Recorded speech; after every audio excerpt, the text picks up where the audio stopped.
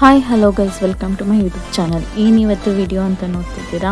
ನಾವಿವತ್ತು ಬೋಂಡ ಮಾಡಲಿಕ್ಕೆ ಹೋಗ್ತಿದ್ದೀವಿ. ಫಸ್ಟು ಕಡಲೆ ಹಿಟ್ಟು ತೊಗೊಂಡು ಒಂದು ಪಾತ್ರೆಯಲ್ಲಿ ಹಾಕಿ ಉಪ್ಪು, ಒಂಚೂರು ಹಸಿಮೆಣ್ಸಿನ್ಕಾಯಿ, ಒಂದೆರಡು ಈರುಳ್ಳಿ, ಕೊತ್ತಂಬರಿ ಹಾಕಿ ಕಲಿಸ್ಕೊತಿದ್ದೀನಿ. ಆಮೇಲೆ ಸ್ವಲ್ಪ ಹಂಗೆ ಕಲಿಸ್ಕೊಂಡೆ. ಆಮೇಲೆ ಒಂಚೂರು ನೀರು ಹಾಕಿ ಕಲಿಸ್ದೆ.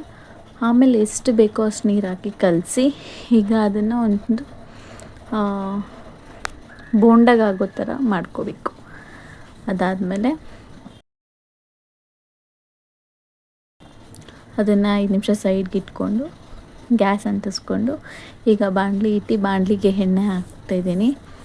ಈಗ ಎಣ್ಣೆ ಕಾದಿದಾದಮೇಲೆ ಒಂದೊಂದು ಚೂರ ಎತ್ತಿ ಯಾವ ಶೇಪ್ ಬೇಕೋ ಆ ಶೇಪಲ್ಲಿ ಬೋಂಡನ ಹಾಕ್ಕೊಂಡು ಅದನ್ನು ಒಂಚೂರು ಫ್ರೈ ಆಗೋ ತನಕ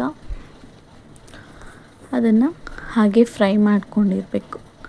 ಆಮೇಲೆ ಮಿಕ್ಸ್ ಮಾಡಿ ಅದು ರೆಡ್ ಕಲರ್ ಆಗಿದ ತಕ್ಷಣ ಹಾಗೆ ಮಿಕ್ಸ್ ಮಾಡಿ ಈಗ ನಾವು ಅದನ್ನು ಎಣ್ಣೆಯಿಂದ ತೆಗೆದು ಪ್ಲೇಟ್ಗೆ ಸರ್ವ್ ಮಾಡ್ಕೊಳ್ಳೋಣ.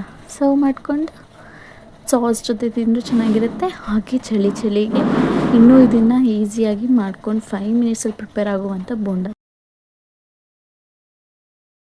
Thank you for watching my video.